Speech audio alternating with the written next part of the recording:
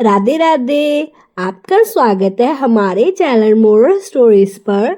आज हम बात करेंगे माखिश बास कथ्या अध्याय 10 की। वह कन्या जिसकी एक प्रार्थना ने उसके पूरे कुल का उद्धार कर दिया। चलो जानते हैं। उससे पहले हमें सब्सक्राइब करना, लाइक करना और नेक्स्ट कथा के लिए बेल आइकन पर क्लिक करना मत भूलें। माखिश बास देवताओं का अत्यंत प्रिय बास, जिसे बग्गल, शांति और मोक्ष का द्वार कहा गया है, पुराणों में वर्णित है। जब कोई भक्त इस वास में सच्चे मन से प्रार्थना करता है तो उसका प्रभाव पूरे कुल पर पड़ता है, क्योंकि माखिश बास में की गई पुकार सीधे भगवान के चरणों तक पहुंची मानी जाती है। इसी मास में घटी अद्भुत घटना जिसने एक संपूर्ण कुल को विनाश से बचाया और एक साधारण कोमल मासूम सी कन्या की एक प्रार्थना ने उसके पितरों के अंधकार को चीरकर उन्हें मोक्ष का सूर्य दिया। कहानी ऐसे शुरू होती है। एक घने जंगल से गिरे शांत, सुंदर और बेहद प्राचीन गांव से, जो कि अन्यपुर था। अन्यपुर ऐसा गांव था जहां के लोग सरल थे, कर्म थे और अपनी दिनचर्या से संतुष्ट थे। अपने शांत जीवन के बावजूद इस गांव में अचानक काल, बीमारी और दुर्भाग्य के घेरा बनाना शुरू कर दिया। कई परिवारों में अनचाहे मृत्यु, अजीब स्वप्न, ग्रह क्लेश, अकारण भय और पितृदोष जैसी शुभ घटनाएं लगातार बढ़ने लगी। लोग कहते हैं गांव पर पितरों का क्रोध है, कहीं कुछ अधूरा है, किसी गुल में भारी दोष है, मगर किसी को नहीं पता था कि यह सारा विनाश कैसे कुल पर छाया था, जिसमें एक दिव्य आत्मा जन्म ले चुकी थी। अन्नपुर के किनारे गरीब मगर बहुत धार्मिक परिवार रहता था, वेदांश का परिवार। वेदांश बहुत ही कोमल, सरल और सच्चे मन की स्त्री थी। कई वर्षों बाद उन्हें कन्या का जन्म हुआ। नाम रखा गया काव्या। कन्या के जन्म होने पर पूरे परिवार में खुशियां थी, लेकिन उसी रात एक अजीब घटना घटती है। कन्या की जन्म की रात गौरी माता ने एक स्वप्न देखा। स्वप्न में एक तेजस्वी महात्मा हाथ में चमकती हुई अक्षत में थाली लिए खड़े थे। पीछे सूर्य जैसा प्रकाश। उन्होंने गौरी से कहा, ये कन्या साधारण नहीं है, इसका जन्म तुम्हारे कुल के पापों का अंत करने के लिए हुआ है। एक दिन इसकी एक प्रार्थना उस कुल को मृत्यु से देगी जो वर्षों में बंधन है। गौरी चौंक कर उठी। स्वप्न इतना वास्तविक था कि उसकी धड़कनें तेज हो गई। उसने अपने पति को बताया कि उसके स्वप्न में आया उस कुल को मुक्त कर देगी जो वर्षों के बंधन में है। उनके पति वेदांश को सब बताया। कन्या का जन्म ही शुभ होता है, ये तो भगवान का वरदान है, ऐसा वेदांश ने अपनी पत्नी से कहा। शायद सचमुच हमारे घर कुछ बड़ा होने वाला है। उन्हें नहीं पता था कि जो कहा गया है वो सत्य होने वाला है, और वो भी ऐसे समय में जब पूरा गांव संकट में डूबेगा। काव्या साधारण सी बच्ची नहीं थी। वे जब बोलने भी नहीं पाती थी तब भी उसकी आंखों में अजीब शांति होती। जहां वो बैठती वहां अचानक तुलसी के पत्ते हवा से गिर जाते। कोई बीमार व्यक्ति उसके पास बैठता तो उसे हल्का आराम होने लगता। वे मंदिर जाते ही मुस्कुराने लगती, जैसे भगवान उससे पुकार कर कुछ संबंध हो। गांव के लोग कहते ये बेची देवी का अंश है, लेकिन कुछ परिवार ने उसकी चमक पसंद नहीं आती थी, क्योंकि जहां देवी प्रकाश होता है वहां अंधकार रहस्य हो जाता है। काव्य के जन्म के साथ एक और रहस्य जुड़ा है। उसके कुल में वर्षों से एक भारी पित्तर दोष चल रहा है। पिता की मृत्यु के बिना संस्कार के हुई थी। उनके पिता ने एक प्राणी का धर्म किया था। उसकी वंश की शाखा ने एक ऋषि का अपमान किया था। इन सभी का परिणाम पूरे परिवार पर दुखी के रूप में बरस रहा था। गौरी कहती, भगवान ने बेटी दी है, रास्ता भी वही दिखाएगा। पर गांव में एक बुजुर्ग साधु था, नाम सुरत बाबा, जिन्हें काव्या को देखते ही कहा, ये कन्या पितरों की मुक्ति का कारण बनेगी और पूरे गांव की रक्षा भी करेगी। काव्या लगभग 10 वर्ष की हो गई थी और तभी से गांव में अजीब घटनाएं होने लग गई।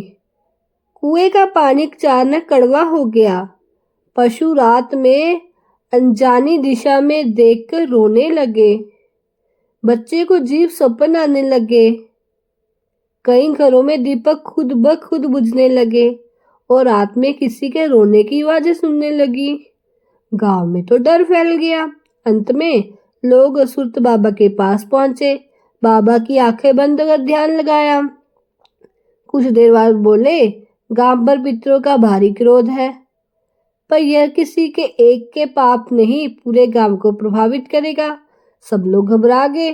तभी बाबा आगे आए, लेकिन एक रास्ता है और वे रास्ते केवल एक बच्ची के हाथ में है।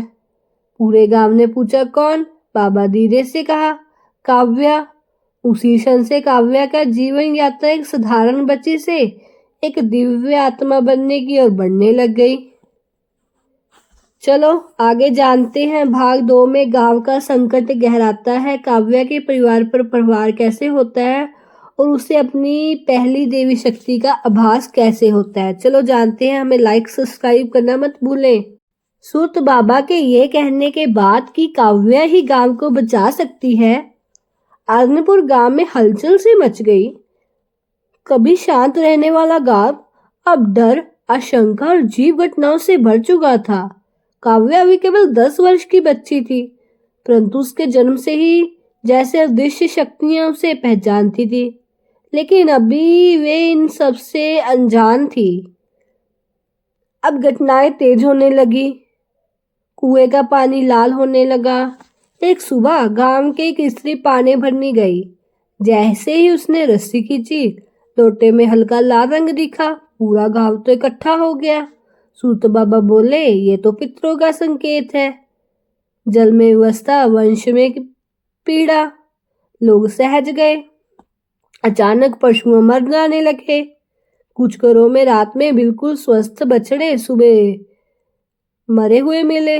उनके शरीर पे कोई चोट नहीं थी। सुरत बाबा ने कहा, अदृश्य शक्तियां अपना प्रभाव दिखा रही हैं। ये तो केवल शुरुआत है। गांव में मातम सा माहौल बनने लगा। रात में जीभ छाया। कई लोगों ने रात में अपनी झोपड़ियों के बाहर एक पतली सी छाया को घूमते देखा। वे किसी मनुष्य जैसी नहीं थी, ना ही हाथ साफ दिखते, ना पैर। वे कुछ खोजती, कुछ मांग सी लगती। बच्चे तो क्या, बड़े भी कांपने लगे। और तभी पूरे गांव में एक छोटी घटना का साक्षी बना, जिसने काव्या की नीति को घुमा दिया। चलो जानते हैं कैसे। एक रात काव्या सो रही थी। आधी रात को अचानक आकाश में बादल गरजने लगे। बाहर अंधेरा और तेज हवा चल रही थी। गौरी ने देखा, काव्या के कमरे की दीपक बिना हवा के अपने आप ही बुझ गया। ठीक उसी क्षण काव्या नींद से उठी, जैसे किसी ने उसे पुकारा हो। उसने आंखें खोली और वे बोली, कौन रो रहा है? गौरी घबरा गई। कौन बेटी? काव्या। कोई बाहर खड़ा है, एक बूढ़ा बहुत दुखी। गौरी चौंक गई। बाहर तो कोई नहीं था, लेकिन काव्या की दृष्टि सामान्य मनुष्यों से भिन्न थी। काव्या उठकर द्वार की ओर चली। गौरी डर गई। बेटी बाहर मत जा। लेकिन काव्या ने धीरे से कहा, माँ, वे मुझे दुखी होकर बुला रहा है। गौरी ने कांपते हुए हाथों से दिया जलाया और द्वार खोला। बाहर कोई नहीं था, लेकिन काव्या हवा में देख रही थी, जैसे किसी ने बात कर रही हो। कुछ देर बाद उसने कहा, वे कह रहा है, हम अंधकार में हैं, गौरी की आंखें भर आई। काव्या का शरीर कांपने लगा। काव्या अचानक दीवार की तरफ देखने लगी और बोली, पितृदोष भारी है, हमारा कुल दुख में है, किसी न किसी समय अधर्म किया है। गौरी सतम, ये बातें केवल उनके कुल के बुजुर्ग जानते हैं। विंदाश भी जाग गए। उन्होंने काव्या के कंधे पकड़कर पूछा, कौन बोल रहा था बेटी?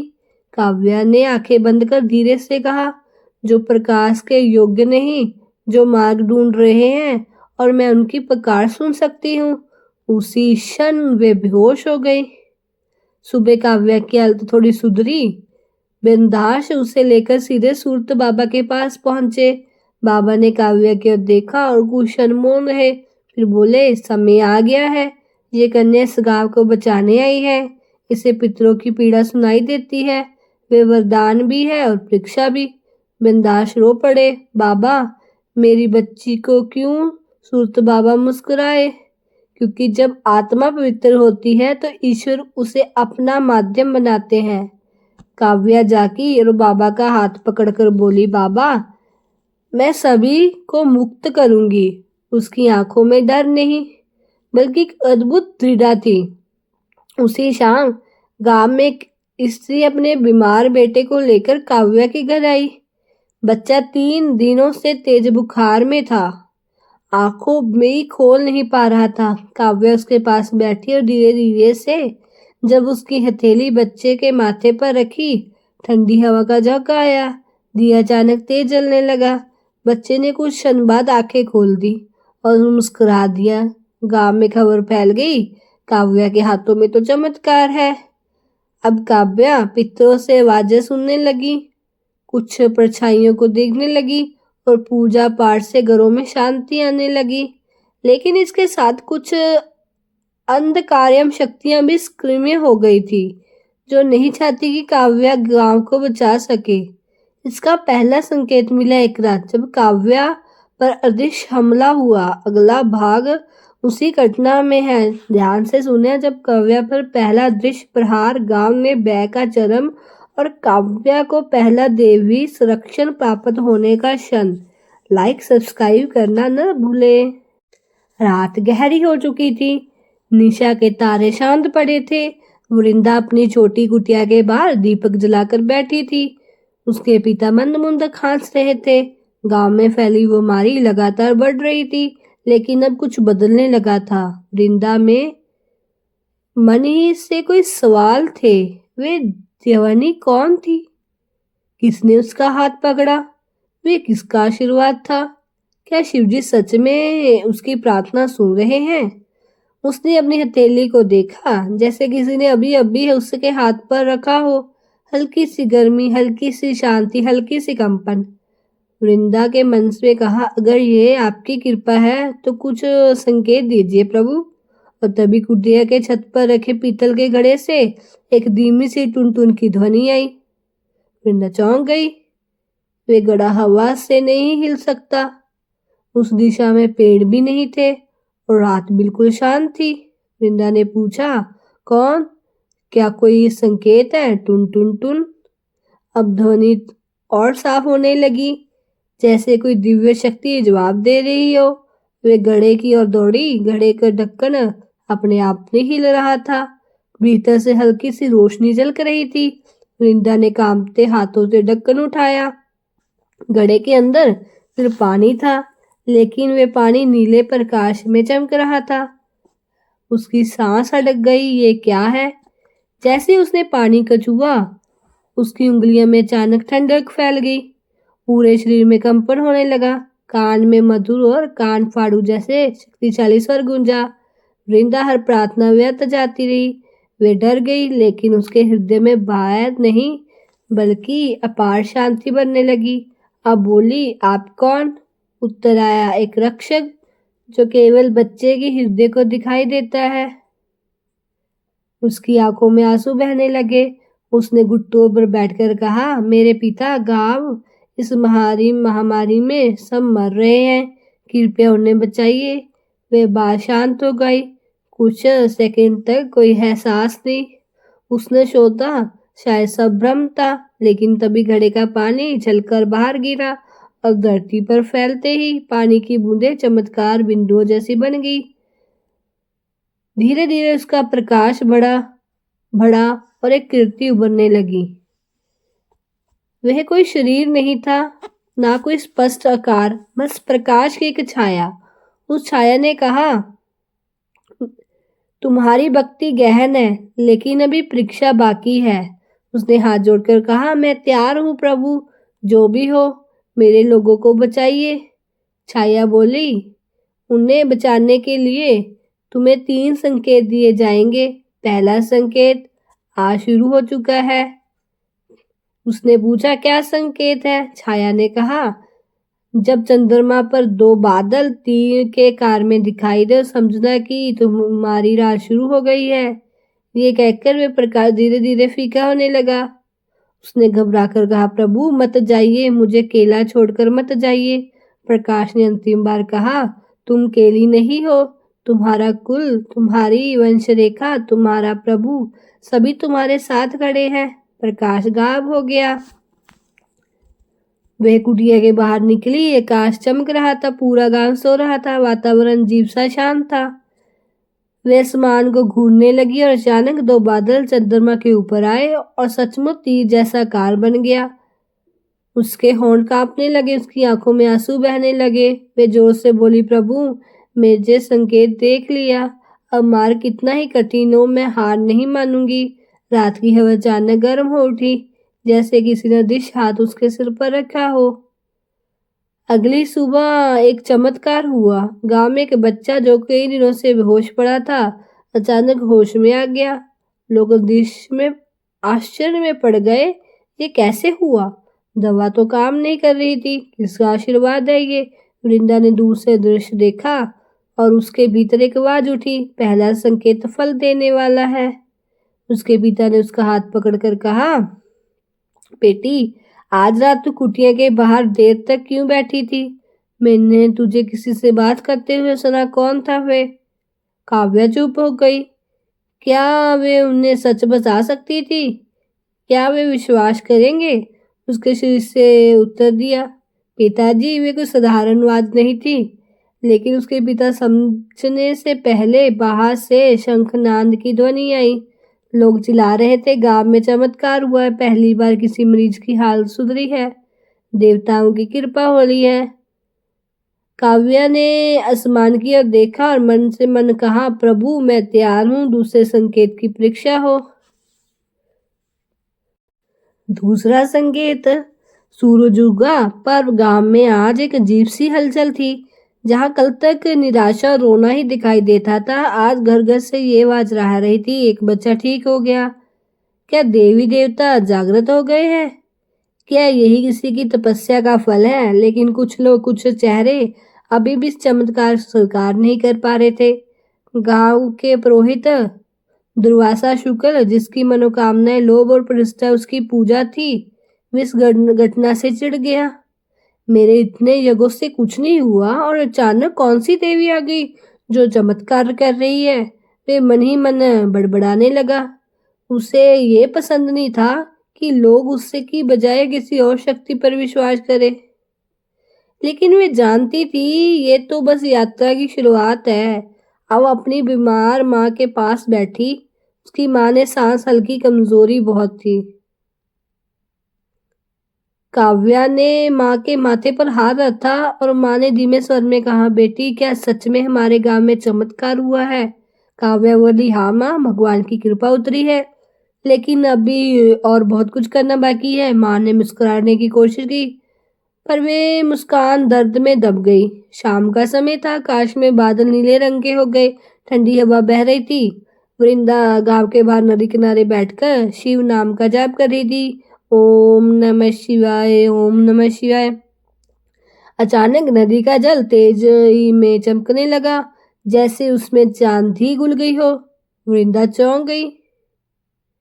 फिर नदी में 2 कमल उभरे, एक काला एक सफेद। नदी में लहरें उठी और जल में सतह में एक छवि बनी। दूसरा संकेत, काव्या खड़ी हो गई, उसके हृदय में धड़कन बढ़ने लगी, हाथ कांपने लगे। आवाज आई, जहाँ सफेद कमल आएगा उसका अनुसरण करना, वही तुम्हें उस स्थान तक ले जाएगा जहाँ तुम्हारे कुल का तीर छुपा है। काव्या ने पूछा, और काला कमल? उस स्वर ने उत्तर दिया, वह अंधकार है जो तुम्हारे रास्ते को रोकने की कोशिश करेगा। इतना कहकर दोनों कमल नदी में बहने लगे। सफेद कमल शांत धारा में, जबकि काला कमल उल्टी दिशा में झटके से घूम रहा था, जैसे कोई दृश्य शक्ति उसे नियंत्रित कर रही हो। काव्या ने निर्णय लिया, वह सफेद कमल के पीछे जाएगी। गांव के पुरोहित दुर्वासा शुक्ल उसी समय मंदिर की सीढ़ियों पर बैठे थे।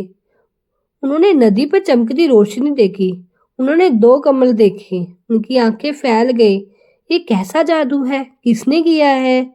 उन्होंने देखा कि काव्या नदी के किनारे किनारे श्वेत कमल के पीछे पीछे बढ़ रही है। शुक्ल के भीतर का लोभ जाग उठा।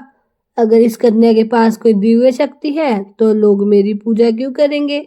मेरा नाम क्यों लेंगे? मेरा यज्ञ हवन कौन कराएगा? वे मन ही मन बोला, ये कन्या मेरे मार्ग में बाधा है, इसे रोकना ही पड़ेगा। उसने चुपचाप काले कमल की दिशा का पीछा करना शुरू कर दिया। सफेद कमल बढ़ते बढ़ते गांव के बाहर के जंगल में जा पहुंचा। रात हो चुकी थी, हवा ठंडी, पेड़ों में सनसनाहट तेज और एक तरफ सन्नाटा। काव्या अकेली चल रही थी लेकिन डर रही थी। उसके भीतर एक अजीब सी शक्ति उभरने लगी। तभी अचानक सामने झाड़ियों में आवाज आई, खड़खड़।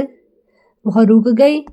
उसने सोचा शायद कोई जानवर होगा, लेकिन तभी झाड़ियों से निकलकर दौड़ा सीधे काव्या की ओर। उसे लगा कोई है। काव्या डर गई। गहरा सा शरीर था, मानो किसी मनुष्य की कृति पर छाया से बनी हो। उसने काव्या के पास पहुंचकर उसके पैरों को पकड़ लिया। काव्या चीख पड़ी, कौन हो तुम? वे स्वर आया, काव्या लौट जाओ। जो राह तुमने चुनी है वे आसान नहीं है। काव्या ने कांपते हुए बोली, कौन भेजा है तुम्हें? वे छाया बोली, अंधकार, ताकि तुम अपने मार्ग से हट जाओ। काव्या पीछे हटने लगी, लेकिन तभी उसके कानों में वही मधुर दिव्य स्वर आया, डरो मत काव्या। अचानक श्वेत कमल से एक तेज सफेद प्रकाश निकला। वह प्रकाश उसी अंधेरे आकृति पर पड़ा। एक ही क्षण में वह कीर्ति जमीन पर पिघल गई, जैसे मोम की तरह जिसे आग लगा दी गई हो। काव्या के हाथ कांप रहे थे, लेकिन उसकी आंखों में दृढ़ता थी। वे बोली, अगर मुझे ये बाधाएं पार करनी ही है तो मैं करूंगी। मेरे कुल का उद्धार कोई नहीं रोकेगा। सफेद कमल गहरे जंगल में एक प्राचीन भूली हुई जगह पर रुका, एक स्थान जिस पर वर्षों से कोई नहीं आया था, और वही स्थान काव्या का कुल का सबसे बड़ा रहस्य छुपा था। लाइक सब्सक्राइब करना माँ भूले। काव्या का आगे मैं बताने लगी हूँ रहस्य उसके परिवार के कुल का। प्राचीन रहस्य, कुल का शाप और तीसरे संकेत का प्रभाव। सफेद कमल वृंदा को जंगल के सबसे पुराने हिस्से में ले गया, वह स्थान जहां वर्षों से कोई कदम नहीं रख रहा था। पेड़ों पर कोई लटकी थी, हवा भारी थी, धूल जमीन पर छू रही थी, जैसे प्रकृति स्वयं कह रही हो, यह स्थान साधारण नहीं। काव्या ने कांपते कदमों से आगे बढ़ते हुए धीरे धीरे खुद को उस जगह से केंद्रित पाया। अचानक धुंध हटने लगी और सामने एक विशाल टूटा हुआ प्राचीन मंदिर दिखाई दिया। मंदिर के बाहर लिखा था, कुल पुरोहित धाम, जहाँ एक पाप के वंश को बांधा है।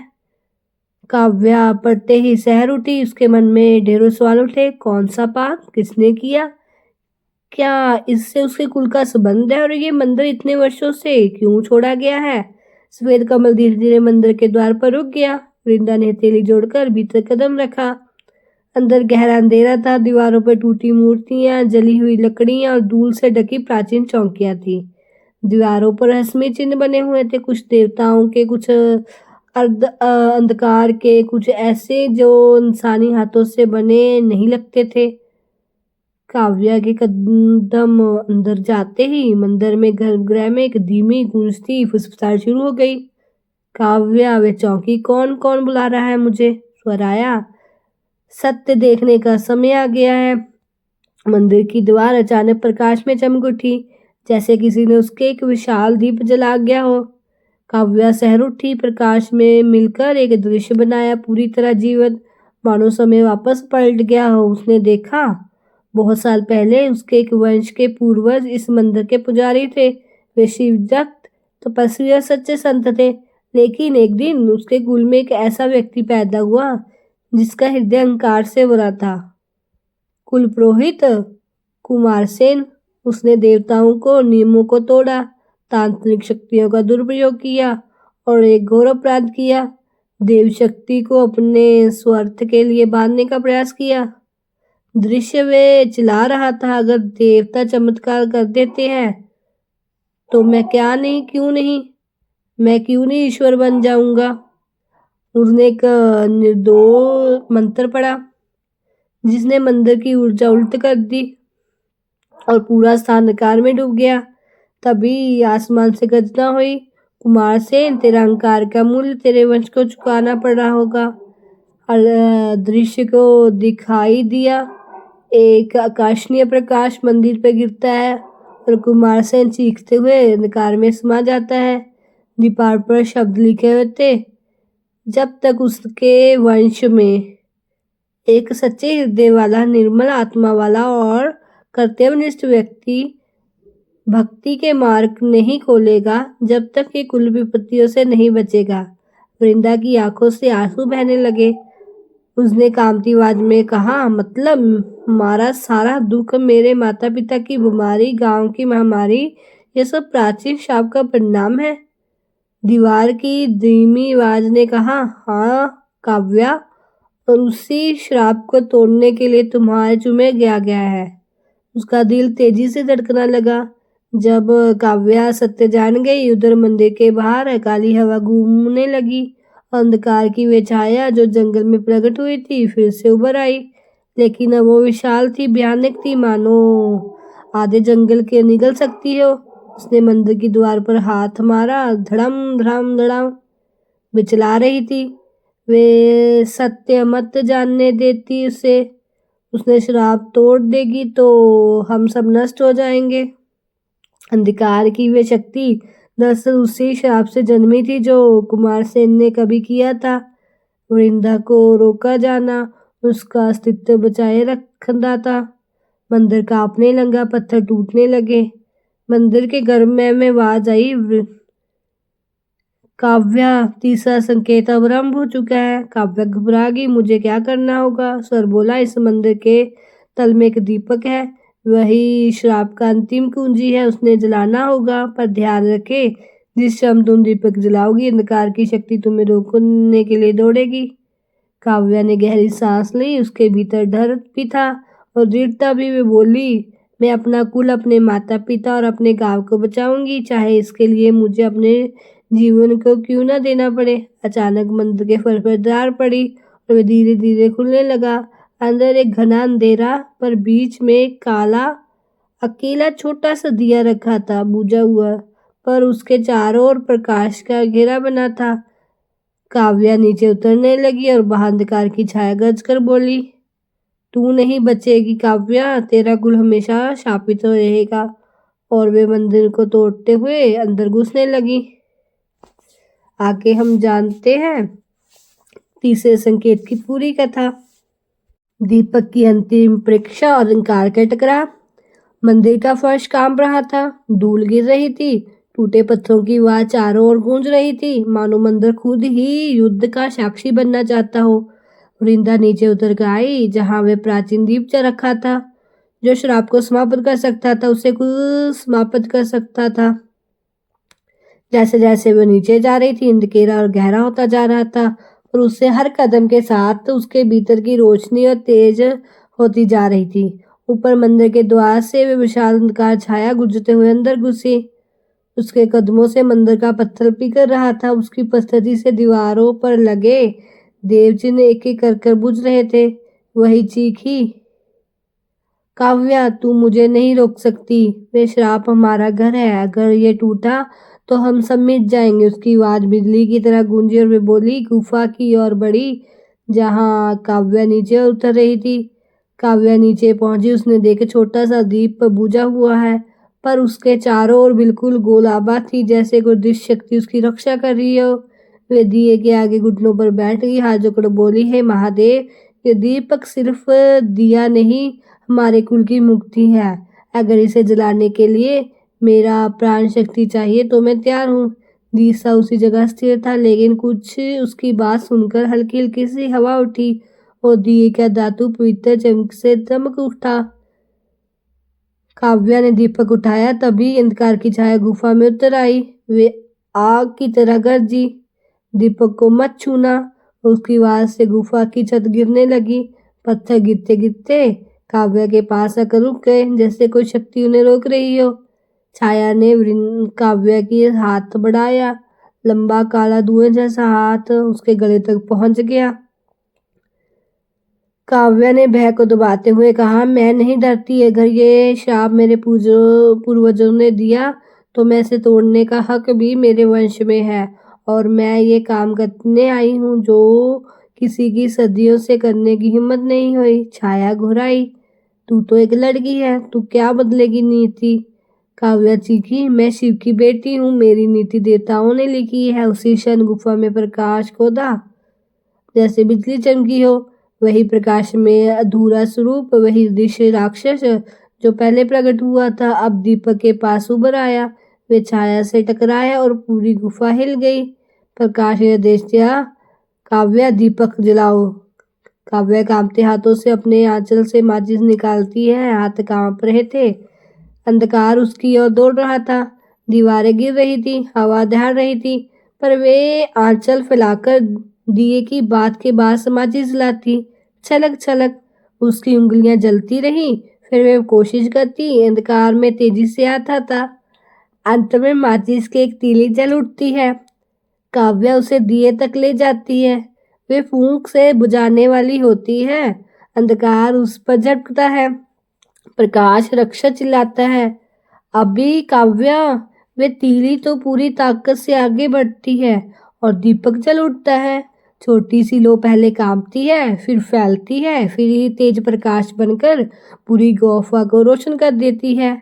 काव्या पीछे गिर जाती है। अंधकार चीखता है, नहीं, श्राप टूट रहा है, मैं नष्ट हो जाऊंगा। वे गुफा की दीवारों से टकराने लगता है, पिघलने लगता है, धुएं में बदलने लगता है। वृंदा आंसू भरी आंखों से दीपक को देखती है। दीपक का प्रकाश गुफा से निकलकर जंगल में फैलता है, फिर गांव में, फिर घर में। बीमार लोग उठने लगते हैं, बेहोश लोग आंखें खोलते हैं। गांव पर एक काली छाया जैसे उठती हुई हट गई थी। काव्या के पिता अचानक उठकर कहते हैं, मुझे मुझे सांस आ रही है। माँ मुस्कुराती है, कौन सी शक्ति हमारे ऊपर उतरी है? गांववासी चलाते हैं, अंधकार हट गया, हम बच गए। अंधकार पूरी तरह गायब हो चुका था, सिर्फ एक हल्की धुंध बची थी जो धीरे धीरे मिट रही थी। दिव्य रक्षक दीपक के पास खड़ा काव्या को देख रहा था। वे बोला, तुझे बधाई हो काव्या, तूने अपना कुल, अपना परिवार, अपने गांव को मुक्त कर दिया। काव्या रोते हुए बोली, प्रभु, मैं तो बस अपना कर्तव्य निभा रही थी। रक्षक ने कहा, यही तो सच्चा वीर करता है। दीपक की लो अब शांत, स्थिर, पवित्र थी। आगे हम जानते हैं गांव में लौटने पर वृंदा का स्वागत। रात बीत चुकी थी।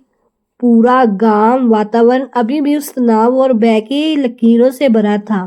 मगर जिस घर में कल रोना धोना था, उसी घर के आंगन में अब एक अलग ही शांति का अनुभव हो रहा था, जैसे किसी दृश्य शक्ति ने अपना चरण दिखा दिया हो। कन्या मधुरा सुबह सुबह ही उठ गई। उसकी आंखों में अनप्रव दृढ़ता थी। उसके मन में कोई भय, कोई संदेह नहीं था। उसके पिता और परिवार ने, बाकी सदस्यों का पाप, उसका बिखरता कुल, सब कुछ केवल उसी पर टिका था। लेकिन वे टूटी थी, वे डरी थी। उसने धीरे धीरे अपने माता पिता के चरण छुए। माँ, आज अंतिम परीक्षा है और आज भगवान को आना ही होगा। उसकी आवाज में एक दृढ़ता थी। उसकी माँ की सहम गई, बेटी, भगवान क्यों आएंगे? इतना भारी पाप हमारे कुल पर था। हम तो काव्या ने अपनी माँ की बात को बीच ही रोक दी। भगवान किसी के पाप से नहीं डरते माँ, लेकिन भक्त का हृदय कैसा है वो देखते हैं। फिर वे बोली, और आज मैं उनका ध्यान सिर्फ अपने लिए नहीं, आप सबके उद्धार के लिए मांगूंगी। उस दिन काव्या ने कठोर व्रत रखा, न अन्न न जल न विश्राम न कोई शब्द, सिर्फ मौन साधना। वे पूरा दिन गांव में पुराने पीपल वृक्ष के नीचे बैठी रही। फिर वृक्ष के नीचे कहा जाता था एक ऋषि शौनक ने कभी तप किया था। वे वृक्ष जिसने अनगिनत आस्थों को साक्षी रहते समय जला दिया। गांव वाले दूर से उसे देखते रहे। कुछ ने कहा ये बच्ची अपना जीवन गंवा देगी, कुछ ने कहा कुल का कलंक मिटेगा नहीं, चाहे कुछ भी कर लो। लेकिन कुछ बूढ़े लोग ये भी कहते, इतनी स्थिरता, इतना तेज साधारण कन्या नहीं, इसके भीतर कोई दिव्य शक्ति है। शाम होते होते अचानक वातावरण बदलने लगा। हवा स्थिर होने लगी, पत्ते हिलना बंद हो गए, गांव में मौन छान गया। काव्या की देह कांप उठी, भूख से नहीं, तप से नहीं, उसका जाप ओम नमः शिवाय, ओम नमः शिवाय, ओम नमः शिवाय करती रही। ऐसा लग रहा था जैसे किसी दूसरी दुनिया तक पहुंच रहा हो। उसके शब्दों में एक तरंग थी, एक ऐसी तरंग जिसकी गूंज अदिश लोगों तक पहुंच सकती हो। आकाश काला पड़ गया, सन्नाटा और घना हो गया। चिड़ियां दिशा भूल गई और गांव वाले भयभीत हो गए। पर काव्या, उसकी आंखें बंद थी, उसके होठों पर वही मंत्र, उसके शरीर में अद्भुत प्रकाश निकल रहा था। पीपल का विष हल्का हल्का झूमने लगा, जैसे किसी दिव्य शक्ति का आगमन हो रहा हो। गांव में पहली बार लोग भय से नहीं, विस्मय से कांप उठे। और फिर एक तेज प्रकाश ने उससे माथे से निकला, इतना दिव्य कि आंखें खोलकर कोई उसे देख ना सके। गांव वालों ने चिल्लाकर कहा, देवता देवता प्रकट हो गए। लेकिन उसके पिता घुटनों पर गिर पड़े। हे शिव, अगर मेरी बेटी ने कोई कष्ट आए तो वे कष्ट मेरे सिर पर आ जाए। उसकी आवाज कांप रही थी, पर काव्या एकदम शांत, एकदम स्थिर, जैसे किसी अन्य लोक में पहुंच गई हो। उसी दिव्य प्रकाश के बीच काव्या के कानों में एक मधुर गंभीर दिव्य स्वर गूंजा, बालिका, तुम्हारी साधना ने तीनों लोगों को हिलाया है, तुम्हारे कुल का उद्धार होगा, परंतु अभी परीक्षा शेष है। काव्या मुस्कुराई, प्रभु जो परीक्षाओं में तैयार हूँ। स्वर बोला, कल प्रातः तुम्हें वह अंतिम तप करना होगा जिसे महान ऋषि भी सरलता से नहीं कर पाते।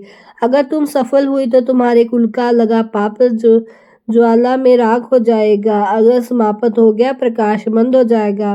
गांव में पहली बार महसूस किया किसी दृश्य देवता ने सच में गांव में चंद किया है। ये ऐसा सीन था जिसे देखकर कोई यकीन नहीं कर पा रहा था, पर उस प्रकाश ने सबका एक चमक दे दी, एक उत्साह दे दिया। रात बीत चुकी थी, पर आज का सवेरा साधारण सवेरा नहीं था जिसने निर्णय पर पूरा कुल और पूरा वंश ही देखा था और एक मासूम कन्या का जीवन टीका था। गांव में लोग दूर दूर तक छतों पर खड़े होकर उसी दिशा की ओर देखते रहे थे जहां मधुरा के अंतिम तप किया था। अग्नि तट। गांव के बाहर नदी के पास एक जगह थी जिसे लोग अग्नि तट कहते हैं। क्यों? क्योंकि वहां जमीन में गुफाओं से भरी थी और भीतर में कभी कभी गर्म धुआं निकलता था, जैसे धरती ने गर्म में कोई यज्ञ कुंड अनंत काल से जलता हो। कोई साधारण मनुष्य यहाँ कुछ मिनटों से ज्यादा खड़ा भी नहीं हो पाता था, पर आज उसी अग्नि तट पर एक नाजुक सी कन्या थी, अग्नि साधना करती हुई। मधुरा ने स्नान किया। काव्या ने बाल खुले रखे, सफेद कपड़े पहने, हाथ में सिर्फ तुलसी माला। उसके चेहरे पर भय नहीं बल्कि तेज शक्ति था। माँ लगातार रो रही थी, बेटी तू बच्ची है, ये तो परीक्षाओं वाला है, तू कैसे? काव्या ने सिर झुकाया, माँ मैं आज अकेली नहीं हूँ, मेरे साथ भगवान है। उसकी बात सुनकर माँ कांप उठी, क्योंकि उन्हें अपनी बेटी का आज एक देवी का रूप दिखाई दे रहा था। कोई उसे पकड़कर रोकना चाहता, कोई रोता, कोई चिल्लाता, पर मधुर बात कभी नहीं मान सकती थी काव्या। बिना रुके काव्या बिना झुके सीधे अग्नि तट की ओर बढ़ने रही। उसने पीछे सैकड़ों लोग, उसके पीछे माता पिता जो उसके कदमों से डरते लेकिन उसके तेज को देखकर मोहित होते, और दूर पहाड़ी पर बैठे एक अज्ञानी साहसी उस सब देख रहा था। उसे लगा ये कन्या साधारण मनुष्य नहीं। जैसे ही काव्या ने अग्नि तट पर पैर रखे, अचानक गर्म हवा शांत हो गई, धरती में धक-धक रुक गई, धुआं गायब हो गया, सब लोग दंग रह गए। एक बुजुर्ग ब्राह्मण बोला, ये तो वर्षों में कभी नहीं हुआ। देवता आज काव्या की परीक्षा लेने आए हैं। अग्नि तट अब तक एक यज्ञ भूमि जैसा लगने लगा। काव्या की आंखें बंद की, हाथ जोड़े जो ऊपर उठाए और मंत्र जपने लगी। ओम नमो भगवते रुद्राय, ओम अग्निदेवाय स्वाहा, ओम नमः शिवाय। उसके जपते ही अग्नि तट की जमीन लाल लाल चमकने लगी, जैसे धरती ने तप की ऊर्जा को स्वीकार कर लिया हो। अचानक एक घूमता हुआ अग्नि चक्र उसके सामने प्रकट हुआ। गांव वाले चिल्लाए, भाग काव्या, ये तो अग्निस्वर है, आदमी को राग कर देता है। पर काव्या एकदम भी नहीं हिली। वे खड़ी थी जैसे अग्नि उसकी परीक्षा है। उसकी शरण में आई और फिर अग्नि भयंकर उसके चरणों तरफ घूमकर धीरे धीरे शांत हो गया। लोग बहस में नहीं, भक्ति से कांप उठे। अब धरती में तेज ताप होने लगा। काव्या के पैरों के नीचे धुआं उठने लगा, लेकिन उसके तलवे एकदम ठंडे थे। एक वृद्ध साधु ने कहा, यही वरदान है तो केवल सती गर्गी अनसुनिया जैसी तपस्वियों को मिला था। ये कन्या वश दिव्य जन्मी है। तब सत्य क्षण आ चुका है। धरती फूटी हुई प्रतीत होने लगी। एक चटकरी आवाज सुनाई दी और अग्नि तट के बीचों बीच एक अग्निदीप स्वयं जल उठा। वे दीप था, इसे देखने भर से आंखों से आंसू आ जाए और काश में एक स्वर गूंजा जो केवल काव्या को सुन सकती थी। बालिका, अगर तुम्हारे हृदय में छल या अहंकार का एक कण भी होगा तो ये अग्नि तुम्हारे भस्म कर देगी। अगर प्रेम, भक्ति और त्याग, तुम्हारा कुल उद्धार हो जाएगा। उसने हाथ जोड़कर कहा, प्रभु, मेरे ये तप अपने लिए नहीं किया, मेरे कुल भटक गया है। मैं चाहती हूँ कि मेरे जन्म का उद्देश्य पूरा हो जाए। उसकी आवाज कांप रही थी पर मन एकदम अडिग। उसने अपनी तुलसी माला अग्नि में अर्पित कर दी। जैसे ही माला अग्नि को छुई, चारों ओर प्रकाश उठा। अग्नि सोने जैसी उज्जवल हो गई। धुएं की जगह सुगंध आने लगी और आकाश में दिव्य शंख ध्वनि गूंजी और लोग जमीन पर गिर पड़े। कुछ रोए, कुछ मंत्र जगने लगे और तभी एक दिव्य मधुर गंभीर स्वर गुला, बालिका, तुम्हारा कुल मुक्त हो गया है। ये सुनकर काव्या बहुत ज्यादा खुश हो गई। गांव वाले बहुत खुश हो गए। अग्नि तट पर एक छाया प्रकाश अब साधारण ज्योति नहीं, एक लौकिक देव ऊर्जा से भरा और दिव्य लोगों को स्पर्श करने वाला प्रकाश था। गांव के लोगों ने रोते हुए जमीन पर उठ भी नहीं पा रहे थे। कुछ ने हाथ कांप रहे थे, कुछ का शरीर सुन्न पड़ गया, क्योंकि वे पहला अवसर था जब उन्होंने देवी शक्ति का प्रत्यक्ष अनुभव किया था। लेकिन ये समाप्त नहीं हुई, बस ये तो एक आरंभ था। आकाश में बादल फटने लगे, शंख की ध्वनियां गूंजी, धरती कांप उठी। एक सुनहरी किरण सीधे अग्नि तट पर उतरी और उसका प्रकाश के भीतर एक दिव्य कीर्ति उतरती चली आई। लोगों ने सुना, देवता देवता देवता गांव में उतरा और सब एक साथ माथा टेक कर गिर पड़े। जैसे ही प्रकाश ठहरने लगा, सबने कहा, एक दिव्य पुरुष लाल लाबा, चारों ओर अग्नि बल्ले, आंखों में तेज और शरीर में दिव्य प्रकाश निकलता हुआ। अग्निदेव स्वयं खड़े थे। गांव के लोग उनकी ओर देखकर साहस भी नहीं पार कर पा रहे थे। वे धरती पर गिरे पड़े थे, जैसे हिल भी नहीं सकते। लेकिन काव्या बिना बह के खड़ी थी। उनकी आंखों में आंसू थे, शरीर में अद्भुत तेज। अग्निदेव ने उसको देखकर गया, काव्या, तुम्हारे योग, तप और भक्ति से स्वर्ग लोक तक हिला दिया है। तुम्हारी जैसी आत्माएं युगों तक एक ही बार जन्म लेती हैं। गांव के लोग रोते हुए अग्निदेव के पूछने लगे, हे देव, हमारा पाप, हमारा कुल, हमारा दोष सच में मिट गया? अग्निदेव के जवाब में कहा, जिस घर में काव्या जैसी पुण्य आत्मा जन्म ले, उस घर के पाप उस जन्म के क्षण में उसी कमजोर हो जाते हैं। आज उसके तप ने तुम सबको मुक्त कर दिया। गांव रोने लगा, भय से नहीं, कृतज्ञता से। अग्निदेव आगे बोले, ये बालिका साधारण मानव नहीं, इसके जन्म का रहस्य अब मैं प्रकट करता हूँ। गांव की शांति छा गई। सबके कान अग्निदेव की ओर थे। युगों पहले जब हिमालय पर एक महान तपस्वी ने देवताओं की सेवा की थी, तो मैंने उन्हें वरदान दिया कि वे पूर्ण जन्म लेकर एक ऐसे कुल में आएंगे जिसे पापों को मुक्ति की आवश्यकता होगी। वह हित प्रभा हो गए। अग्निदेव ने कहा, काव्या, वे प्राचीन तपस्विनी और पूर्ण जन्म है तुम्हारा। ये धरती पर उद्धार के लिए आई है। गांव का सन्नाटा, कुछ लोग कांपने लगे, कुछ की आंखों में आंसू बहने लगे। काव्या ने पिता तो वहीं दृढ़ रह गए। हे देव, मैंने समझ नहीं पाया, मैंने इसे साधारण बेटी समझा। पर ये तो अग्निदेव ने कहा, काव्या तुमने अग्नि को स्पर्श किया और अग्नि ने तुम्हें नहीं जलाया, ये प्रमाण है तुम्हारा हृदय निर्मल है। फिर उन्होंने अपना हाथ उठाया, अग्नि का प्रकाश काव्या के ऊपर गिरा। अगले ही क्षण काव्या का पूरा शरीर चांदी सा चमकने लगा और आंखों में प्रकाश निकलने लगा। उसके चारों ओर आभा फैल गई। गांव के पूरे लोग रोते हुए बोले, देवी देवी, ये कन्या देवी का रूप है।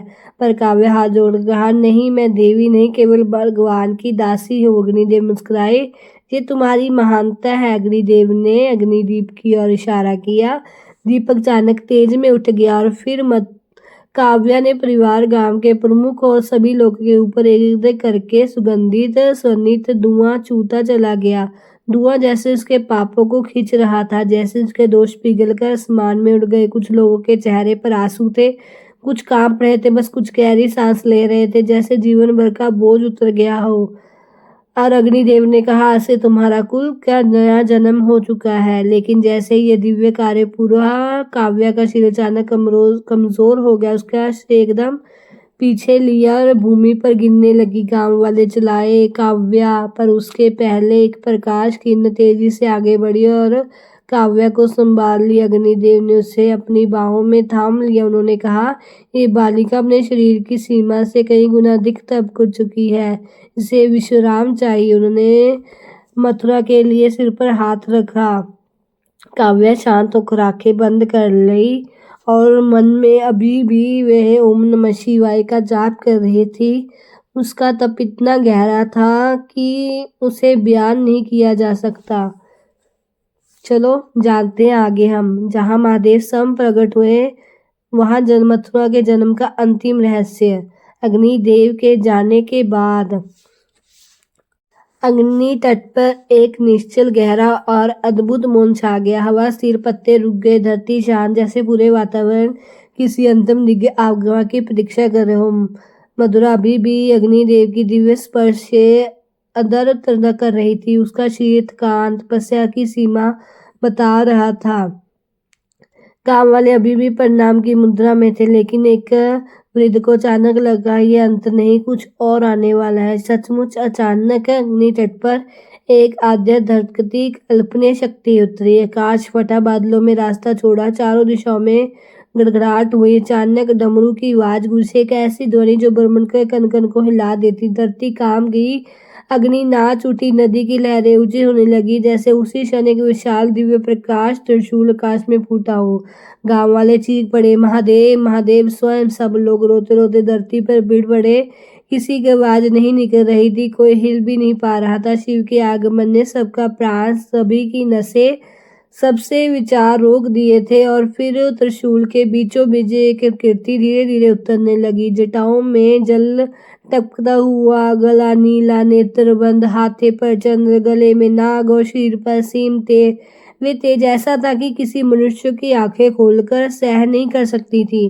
पर काव्या जैसी आंखें खोलती हुए मुस्कुराई, जैसे वे अपने पिता को देख रही हो। महादेव थमकर खड़े हुए, उनके चरणे अग्नि तट पर खड़े, और अग्नि शांत हो गई, धरती स्थिर हो गई, हवा रुक गई। शिव के आगे मात्र से तत्व झुक गए। शिव ने धीरे से हाथ उठाया, एक सफेद प्रकाश काव्या पर पड़ा। उसका शरीर थकान से टूट चुका था, मंद होते होते एकदम शांत और स्वस्थ हो गया।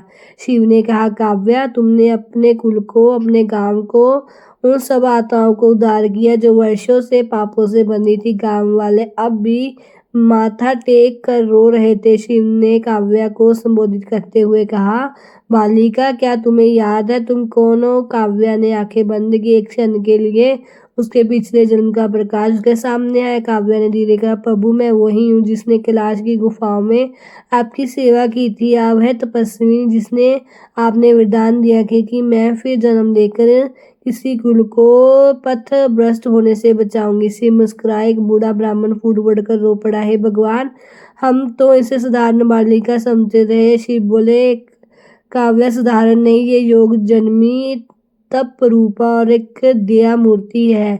मैंने इसे भेजा ताकि ये तुम्हारे कुल को नष्ट होने से बचा सके। गांव वाले सिर झुकाकर रोते रहे, फिर उनके आंसू उनके दर्द को बयान कर रहे थे। शिव ने कहा, काव्या, बताओ तुम्हारी क्या इच्छा है?